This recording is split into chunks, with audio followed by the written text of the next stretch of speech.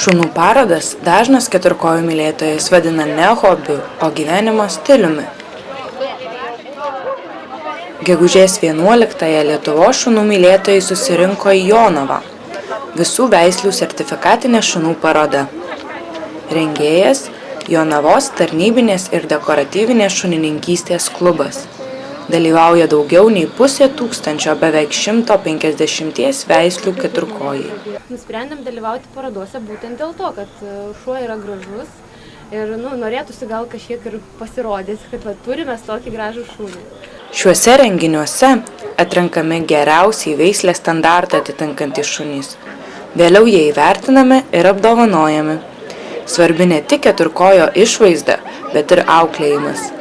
Parodinis šuo turi būti socializuotas, nekreipti dėmesio į aplinkinius dirgiklius ir svarbiausia – nerodyti agresijos. Tas ir tikslas, manau, ir yra išsiaiškinti, ar tavo šuo atitinka standartus ir jis yra tinkamas veisimui, dėl to, kad šiais laikais per pastaruosius 100 metų tiek, kiek yra pakitę veislių, tu nebeatpažįsti pradininkų, nebeatpažįsti dabartinių šunų ir tas, manau, yra gerai. Nes kadangi tikrai matai, kokia tik patampa populiaresnė veislė ir atsiranda, tikrai, kaip čia pasakysiu, išsigimimų, nukrypimų, kad būtent, aš manau, kad tai yra tikrai vertingas reikalas parodose, kad atrinktų tą šunis ir tie, kurie nori ta prasme išlaikyti veislės kokybę, jie ir žmonės ir renkasi, toliau tobulina per tas parodas.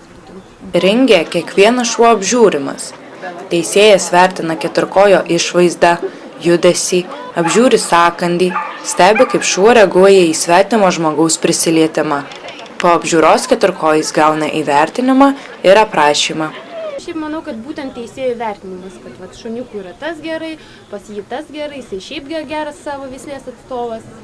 Titulai, man tai, pavyzdžiui, nėra labai svarbu. Man labiau yra teisėjo būtent pasakymas, įvertinimas, kažkokia kritika ar komentarai. Kuo daugiau titulų, tuo tu matai, žiūri į dokumentus. Jeigu šuo yra tituluotas, tu supranti, kad jis atitinka veislės standartą ne tik vienoje arba kitoje arba trečioje parodoje, bet tarkim, jeigu jis yra interčempionas, tu supranti, kad pripažįsta ne tik Lietuvoje, bet ir užsienyje.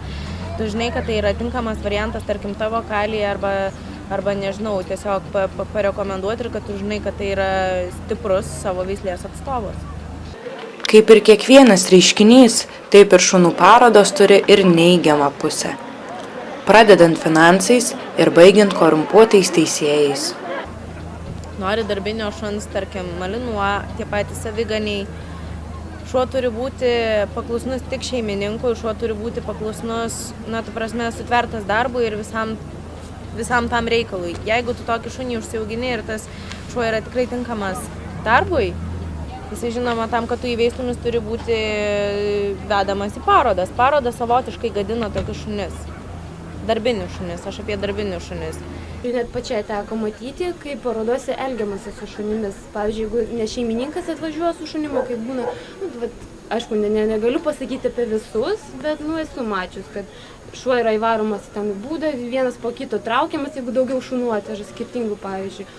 Tai yra tikrai, aš pašiurpau, kai aš tą pamačiau ir pagalvojau, kad tikrai pati nebent vežiosiu ir aš būsiu tikra, kad mano šuo nėra skriaudžiamas ir tikrai jisai gerai jaučiasi ir gerai atrodo.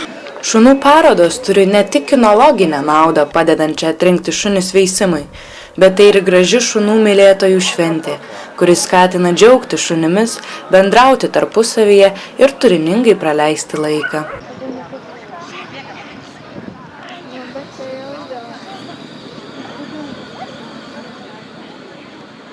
Kaip man tai žadėjo, kalytės dėl. Bet ten ne toks tai, man tai gal mažiau.